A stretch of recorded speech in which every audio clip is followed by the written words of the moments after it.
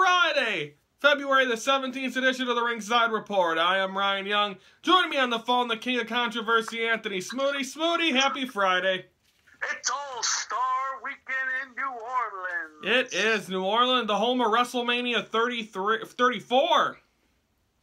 wonder if any wrestlers will show up. You know they're doing the celebrity game tonight in the Superdome, the home of WrestleMania?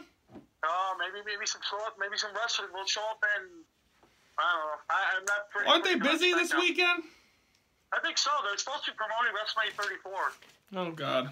Okay. Well, Smoot, are you ready to recap Impact? Or not Impact. Never mind. That is on Monday. We're going to recap Smackdown. Oh, boy. That's not good. Bray Wyatt comes out. He's the new world champion. John Cena comes out and says he wants his rematch. And then AJ Styles says, no, you're not getting your rematch until I get mine. Daniel Bryan comes out and says, you know what? Let's do all this right now. Or let's do this as your main event tonight. And that's what happens. American Alpha defeats the Ascension. Dean Ambrose versus James Ellsworth doesn't happen because Ellsworth comes out and then all of a sudden Dean Ambrose music hits. No one comes out. It ends up being that Baron Corbin drags him out and then makes it turn into a big hoopla and then throws him into the thing where the sparks are flying. And then Mickie James defeats Becky Lynch. Naomi and Alexa Bliss cut a promo, pretty much going back and forth, and Alexa Bliss wants her rematch.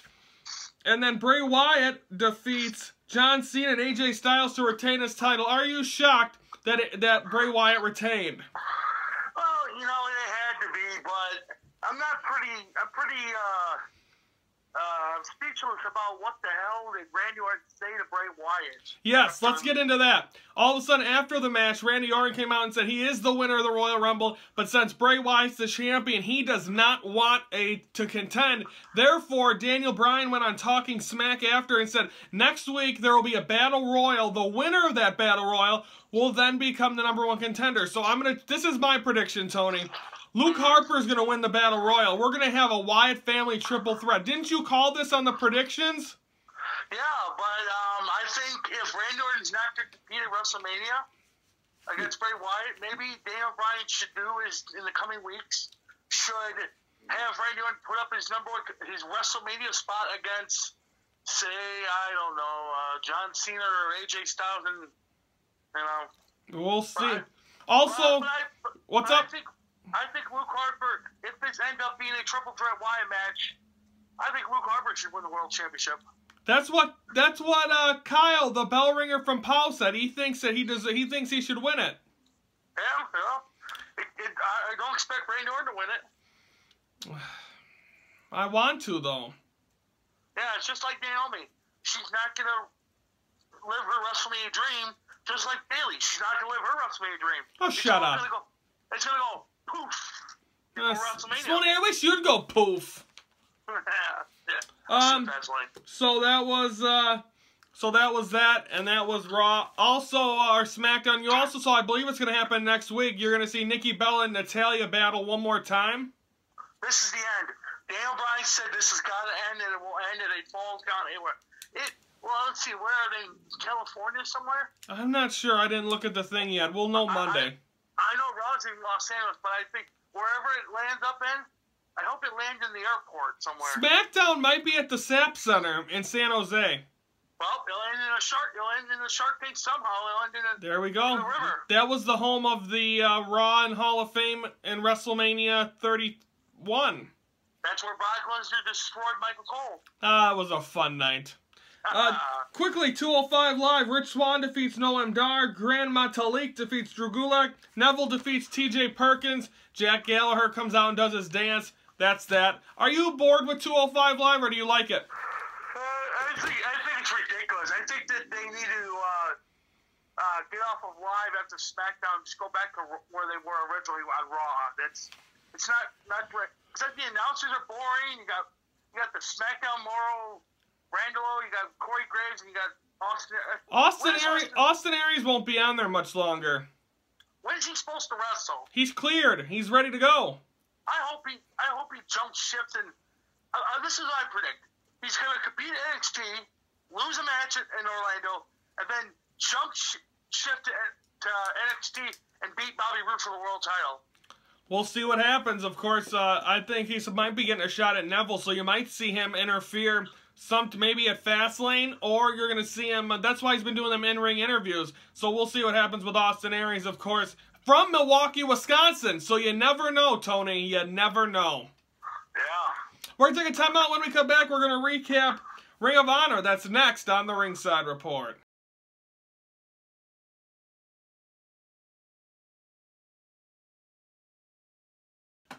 On this day, Tony, I remember at my first pay-per-view, February 17, 2002, Hulk Hogan and the NWO returned for the first time in over a decade to the Bradley Center in Milwaukee.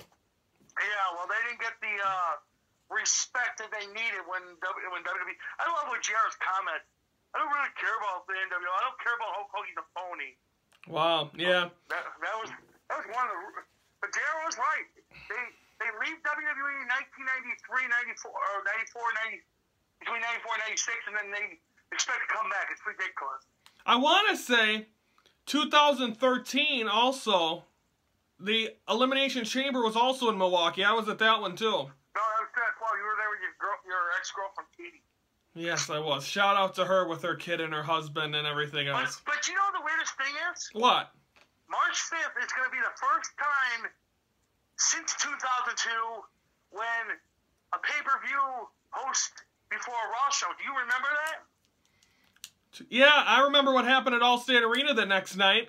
The pay-per-view, no way, was in Milwaukee. Then they went to Chicago for Raw. And The Rock got ran over in a semi in a van, wasn't he? Yep. So what could happen in Fastlane, Milwaukee, and then we go down the road to Chicago Allstate Arena? What will happen at the Allstate Arena March 6th? Are we going to have the same ridiculous? Remember what happened on the Smackdown, on the Raw after Fastlane last year? Shane McMahon returned. Yep. But updated Jericho, he's not doing too good, so he might make it to Fastlane to screw Kevin Owens out of the title. I think he's got to show up, but hopefully... I believe, Tony, this might be the final pay-per-view at the Bradley Center, because in October of 2018, the new arena opens up, so that doesn't give much time left to have another pay-per-view. Yeah, they'll probably... They usually do a house show, but they probably won't do another pay-per-view. Well, we'll have to... I don't think they're going to do another pay-per-view. I think they might do one more in 2018, but I don't think it's going to be a major pay-per-view. I think they might do... well, I don't know. They might do something 2018, but I know that their first pay-per-view should be a big one in Milwaukee. At the new, yeah. Our Ringside Report will be at Fastlane. Still up in the air on Raw in Chicago. I know Tony's going to be there, but I'm the only one that records anything, so that's still up in the air if we're going to be there. If not, we'll have a recap here, but of course we will be at Fastlane on March 5th. I'll be live in Chicago, so you'll probably... We might be calling... If we're taping that night, we might be calling you in from Chicago. We'll be from the Allstate Arena and tell you most of the results. Yep. Okay, let's recap Ring of Honor real quick. Adam Page returned. Hangman Adam Page, he gets a win. Then the Bullet Club comes out along with Jay Lethal, and they cut a promo, which ends up turning out to being Adam Cole and Cody losing to Jay Lethal and Bobby Fish. Mark Briscoe gets a win, and then the Rebellion defeat Dalton Castle and the boys. Next week's the finals. Christopher Daniels against Jay Briscoe. The winner gets a world title match at the 15th anniversary against Adam Cole. It's going to end up where, I already got my prediction, it's going to end up being a triple threat match for the world title where they're both going to get, somehow, Cash is going to cause, there's going to be a ruckus where both of them are going to be declared the winners, and then they're going to move on together and face Adam Cole for the World Championship at Las Vegas. Do you think Cody and Jay Lethal have a match at the 15th anniversary? Oh, the American Nightmare, Cody Rhodes? Yeah, I think him and Jay Lethal should have a match. We'll see if that happens. Should be exciting, as of course the 15th anniversary coming up on Friday, March 10th. From that same, what a busy week you got. You got Fastlane in Milwaukee. You got Raw in Chicago, and then that Friday, you're going to have Ring of Honor in Las Vegas, Nevada, Tony. And then the following week is March Madness, so get ready. Oh, I'm excited, Tony. A pie in the face. A pie in the face for you. Two of them. actually, the Big Ten tournament starts that weekend, March 10th, too. So, looking forward to that. Okay, folks, we're going to take a time out. When we come back, we're going to recap NXT as we continue the fallout from TakeOver San Antonio. That's next on the Ringside Report.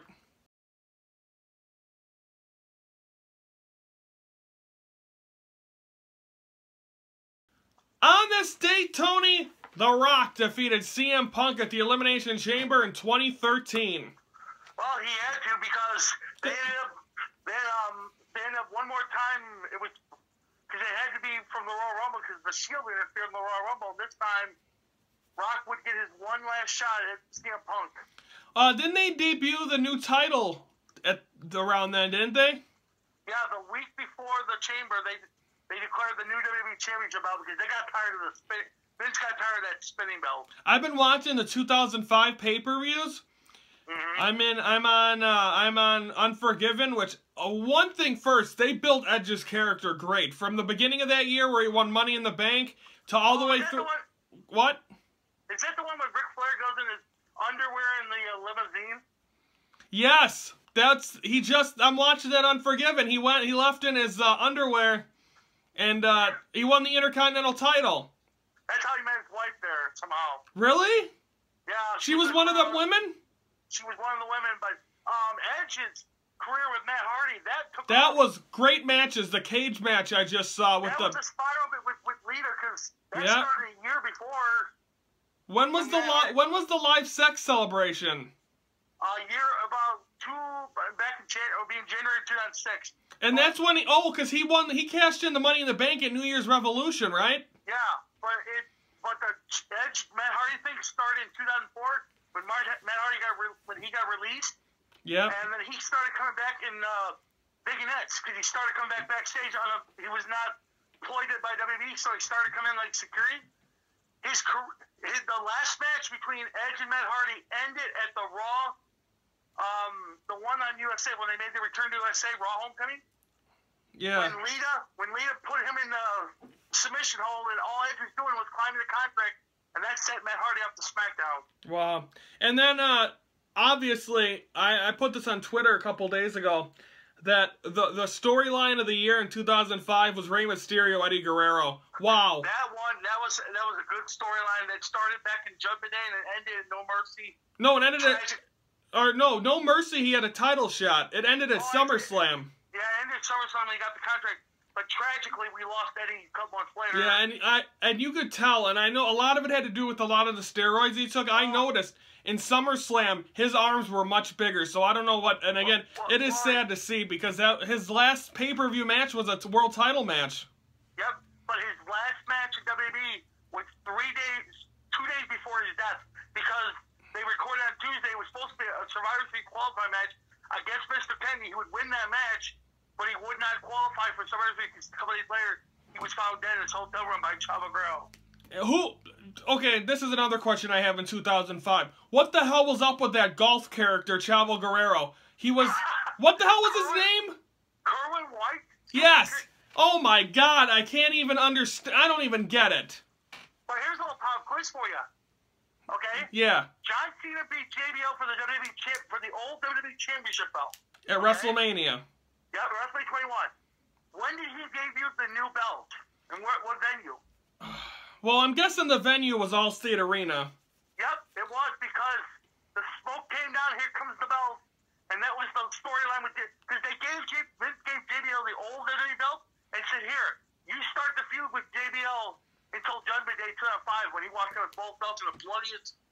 That match was unbelievable. The blood that was spewed in that match was absolute. What pay-per-view was that?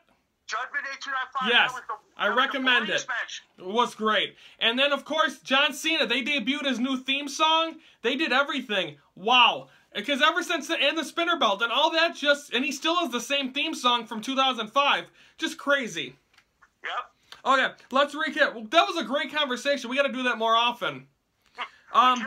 What? We should. Okay, let's recap NXT quickly. Authors of Pain get a victory. Billie Kay and Peyton Royce defeat Ember Moon and Liv Morgan.